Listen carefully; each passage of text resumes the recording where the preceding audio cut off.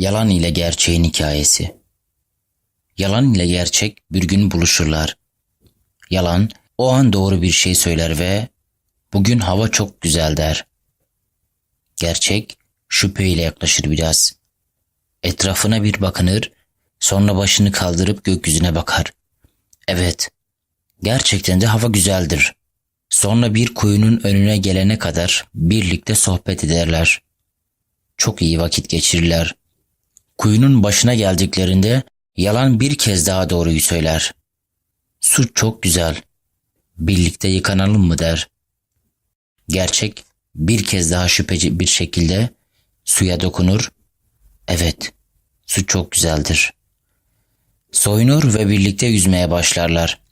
Yalan bir anda sudan çıkar. Gerçeğin kıyafetlerini giyerek kaçar ve kayıplara karışır. Bu davranış karşısında öfkelenen gerçek kuyudan çıkar, yalanı bulmak ve kıyafetlerini geri almak için her bir yanı dolaşmaya başlar. Dünyada çıplak gerçeği görenler onu hor görür, kabullenmez, dışlar ve öfkeyle bakarlar. Bu durumu içine sindiremeyen zavallı gerçek kuyuya geri döner ve sonsuza dek ortadan kaybolur. O günden sonra dünyanın her yerinde gerçek gibi giyinmiş yalan içimizde dolaşmaktadır.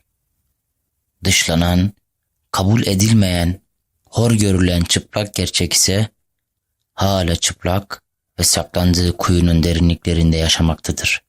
Dünya ise hala hiçbir şekilde çıplak gerçeği görmek istemez ve onu kabul etmez.